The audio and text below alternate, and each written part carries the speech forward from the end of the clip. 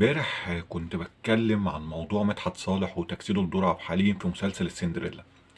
الحقيقة الواحد تعايش مع الموضوع دوت يعني. هو مدحت صالح بالنسبة للموضوع دوت طبعا هو شخصية لا يناسب نهائيا أداء عبد الحليم.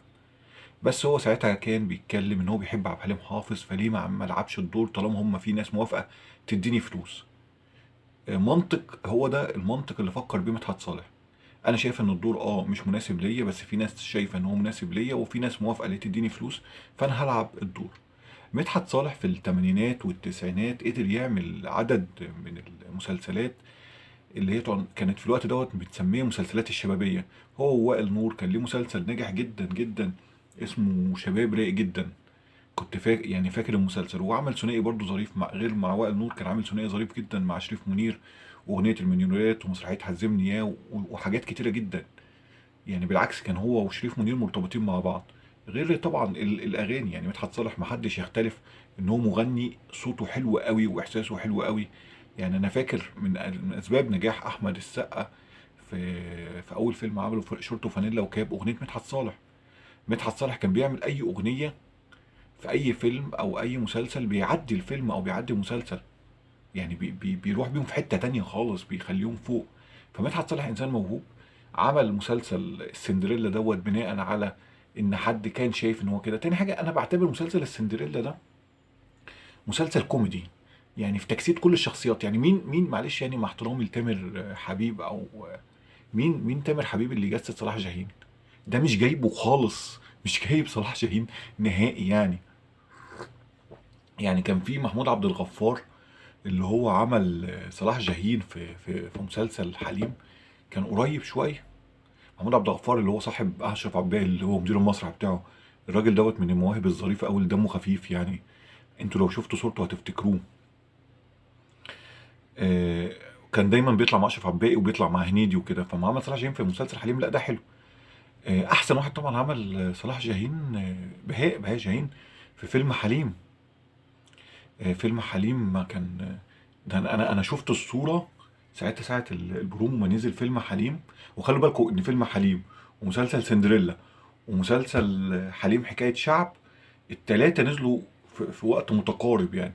وكانوا التلاتة بيتنافسوا مين اللي ينزل الاول. وكانت القصص حتى متشابهه، يعني القصص متشابهه والصراعات متشابهه. الموضوع ده فيه كلام كتير جدا يعني.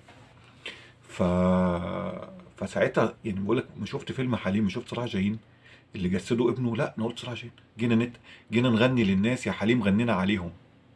كان ساعتها الجمله دي بتتقال في البرومو. انا قلت ايه ده، جابوا صلاح جاهين تاني من التربه.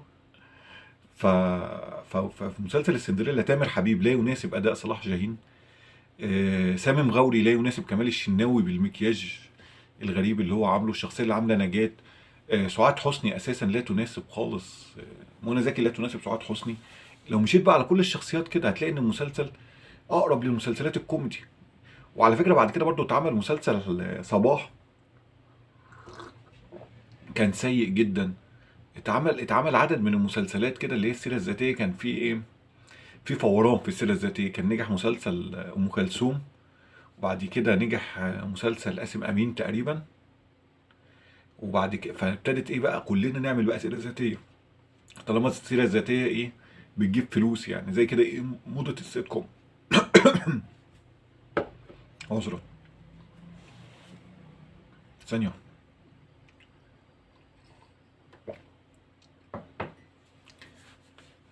ففي الوقت دوت يعني مسلسل سندريلا، المسلسل ده خد هجوم كبير جدا.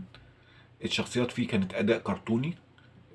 لو انت شفتوا مسلسل دلوقتي على اليوتيوب او على السوشيال ميديا هتضحكوا جدا، هتحسوا انه مسلسل مضحك ومسلسل فيه شخصيات كرتونية.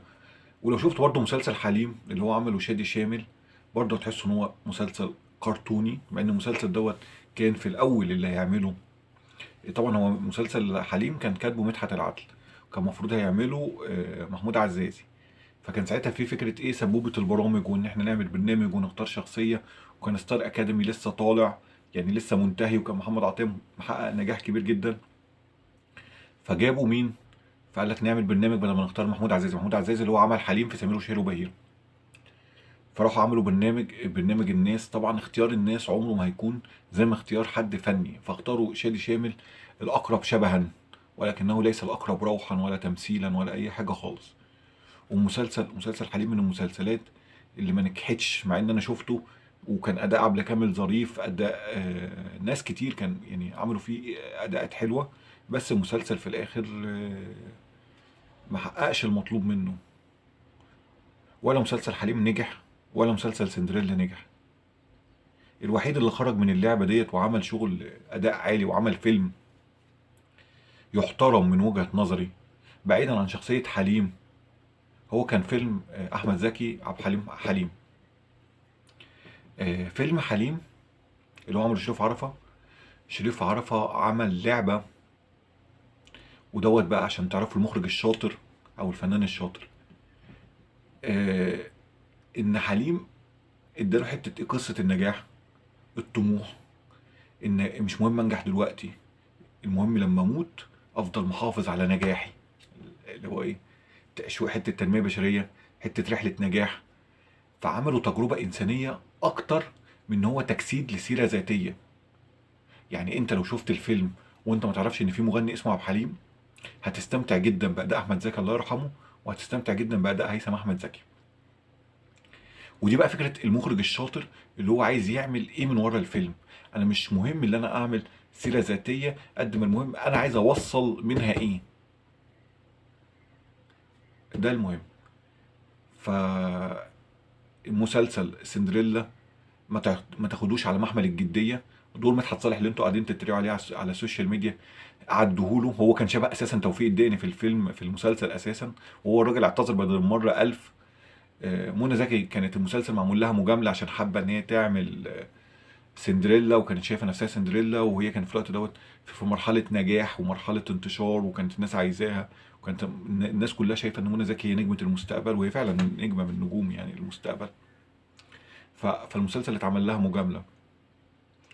وهي منى زكي حتى شاركت على فكره في فيلم حليم في دور صغير، آه، ضيفة شرف مع احمد زكي. عايزين تشوفوا الحدوته، شوفوها من رؤيه شريف عرفة المخرج العبقري اللي هو عمل فيلم.